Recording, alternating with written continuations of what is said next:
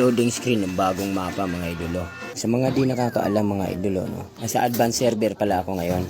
Tinitingnan ko nga mga idolo, yung mga pagbabago na parating. At i-base nga pala rito mga idolo, ayan, iikutan natin. Ayan, iba na rin ang itsura. Tapos ito naman yung itsura ng tore niya. Pati yung gilid, no, iba na. Dito sa gilid na to mga idolo, meron ding ninja dito. Ayan, oh, may statua ng ninja mga idolo.